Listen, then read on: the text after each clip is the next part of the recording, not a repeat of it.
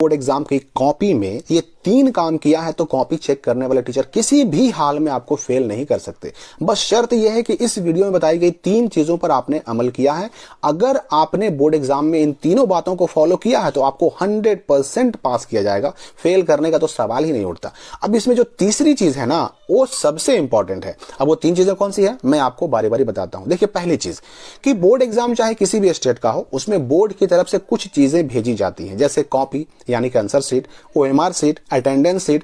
तो अगर आपने अपने बोर्ड एग्जाम की कॉपी में, ओएमआर शीट में, अटेंडेंस शीट में भरे जाने वाले डिटेल्स बिल्कुल सही भरे हैं, जैसे कि roll number, school code, registration number, set code, copy number, OMR number, signature, question paper mark का कुछ भी हो सकता है। अलग अलग बोर्ड में ये डिटेल अलग अलग हो सकते हैं, लेकिन चाहे आपका बोर्ड कोई भी हो, अगर आपने अपने बोर्ड एग्जाम की कॉपी और ओएमआर शीट में सारे डिटेल सही भरे हैं तो समझिए कि बोर्ड एग्जाम पास करने की पहली शर्त, पहला स्टेप आपने पार कर लिया। क्योंकि बोर्ड एग्जाम की कॉपी चेक करने के दौरान सबसे पहला इंपॉर्टेंट चीज यही होता है, यही देखा जाता है। अब दूसरा पॉइंट, यानी कि बोर्ड एग्जाम में पास होने की दूसरी शर्त, अगर आपने अपने बोर्ड एग्जाम की कॉपी में सारे क्वेश्चन अटेम्प्ट किए हैं, यानी जितने सवालों का जवाब देना है उतने का आपने जवाब दिया है, तो आपका पास होना पक्का।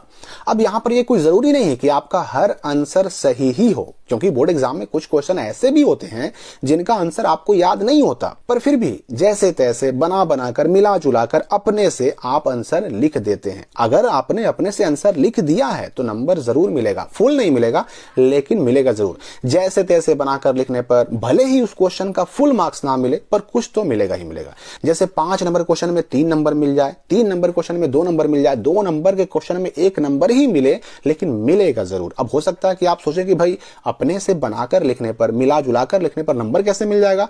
तो याद रखिए कि आपके बोर्ड एग्जाम में जो क्वेश्चन पेपर मिलता है ना, हर क्वेश्चन पेपर में सबसे पहले और सबसे टॉप पर ही लिखा होता है कि परीक्षार्थी यथासंभव अपने ही शब्दों में उत्तर दें।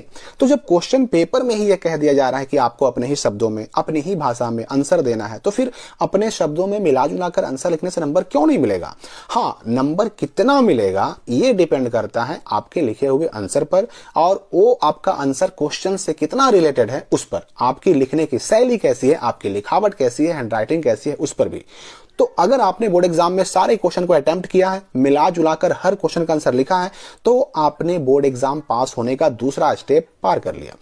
अब यहां पर मैं आपको बता दूं कि किसी क्वेश्चन का आंसर याद ना होने पर भी आप उसका आंसर लिख सकते हैं। इसका अलग तरीका एक वीडियो में बताया गया है, जिसका लिंक आपको वीडियो के डिस्क्रिप्शन में और कमेंट में मिल जाएगा। अब तीसरी और सबसे महत्वपूर्ण चीज, जो अगर आपकी कॉपी में आपने कर लिया,